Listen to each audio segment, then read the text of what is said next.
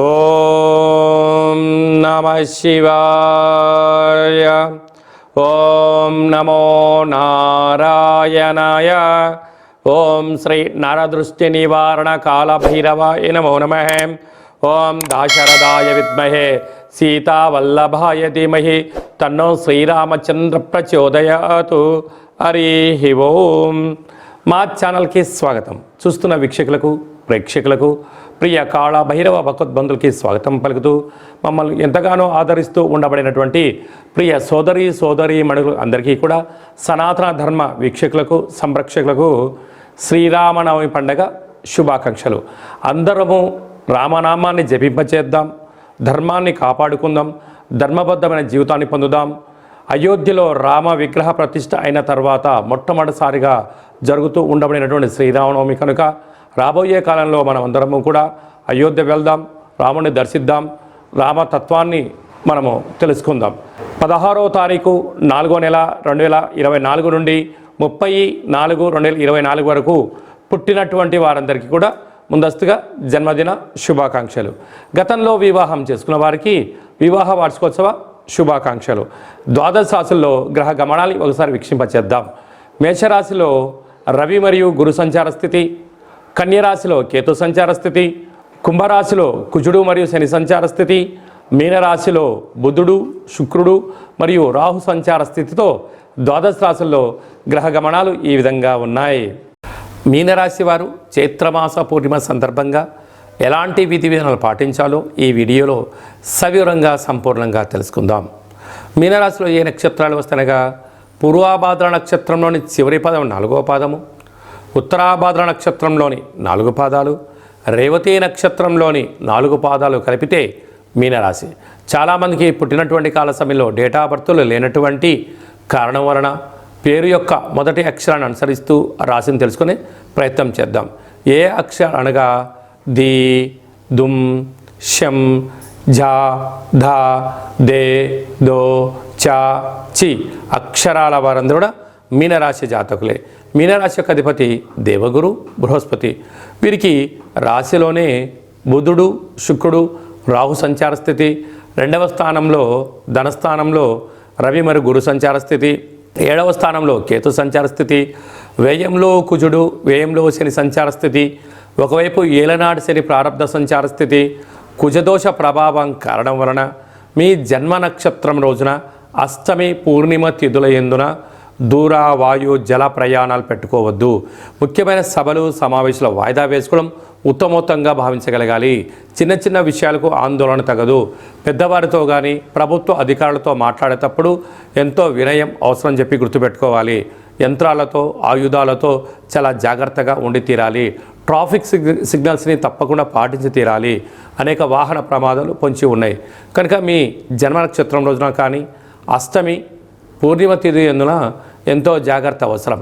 ఇలాంటి కాల సమయంలో నల్లటి నువ్వులను ఒక ఎరుపు రంగు క్లాత్లో కానీ లేదంటే తెలుపు రంగు క్లాత్లో కానీ మూటకట్టి నువ్వుల నూనెతో దీపం వెలిగింపజేసి నవగ్రహాల దేవాలయంలో పెట్టి రాగలిగినట్లయితే మీకు మనశ్శాంతి కలుగుతుందని చెప్పి గమనించాలి.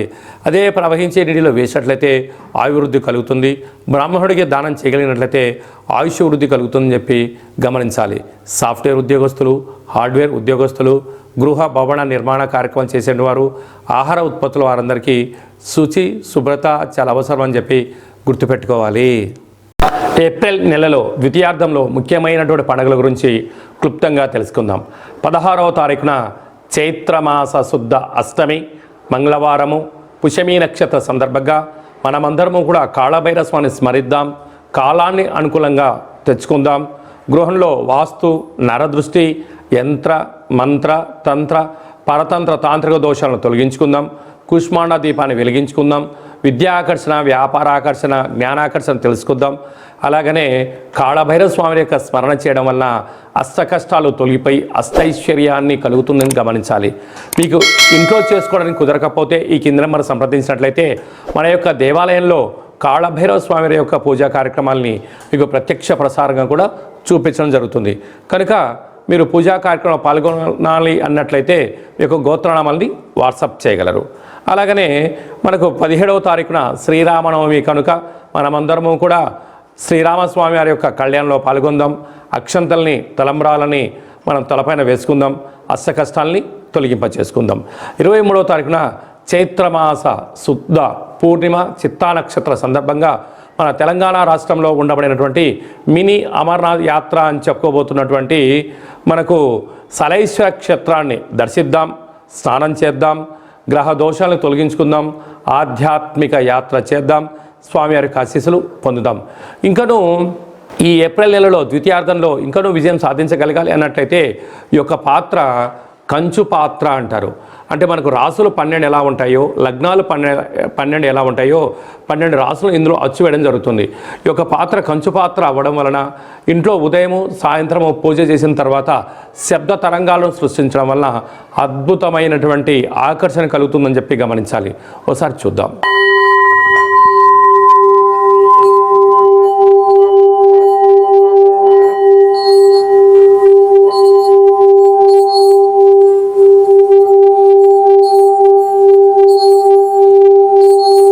ఈ యొక్క శబ్ద తరంగాల ద్వారా మనిషి శరీరంలో ఉండబడినటువంటి 7 చక్రాలు వికసింపచేయడం, బయట ఉండబడిన లక్ష్మీదేవి ఇంట్లోకి రావడం, ఇంట్లో ఉండబడిన దరిద్ర దేవత బయటికి వెళ్ళడం కూడా జరుగుతుంటుంది.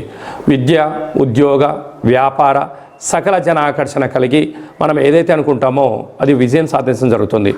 ఈ అక్షయ పాత్రతో పాటు ఒక కాళభైరవ స్వామి యొక్క పిరమిడు, డాలరు, కంకణము, కాళభైరవ హోమ కార్యక్రమాన్ని మీకు లైవ్ కూడా చూపించి గోత్రనామాల ద్వారా పూజ చేయించి మీకు ప్రసాదంగా ఏర్పాటు చేయడం జరుగుతుంది. ఆసక్తి గలవారు ఈ కింద నెంబర్ని సంప్రదించగలరు. అలాగే మీ వ్యక్తిగత జాతకం తెలుసుకోవాలనుకుంటున్నారా?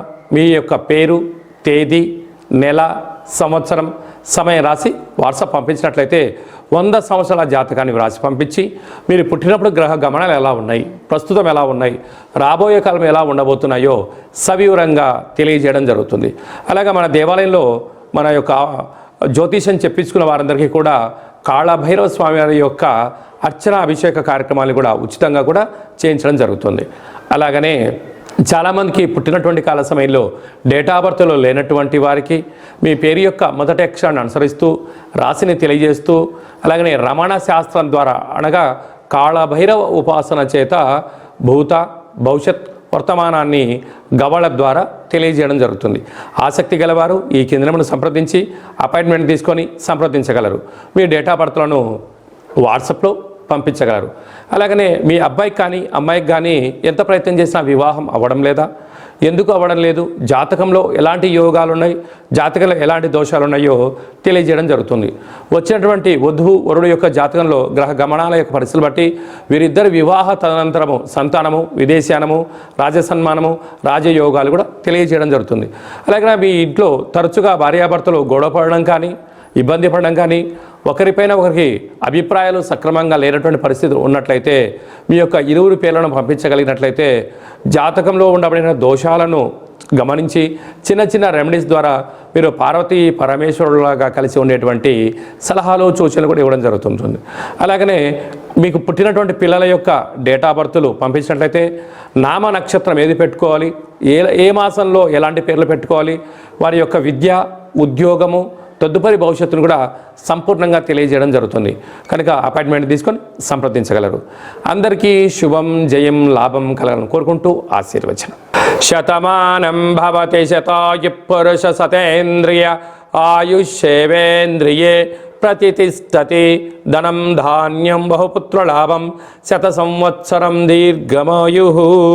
సర్వే జనా సుఖినో భవంతు, లోకా సమస్తా సుఖినో భవంతు.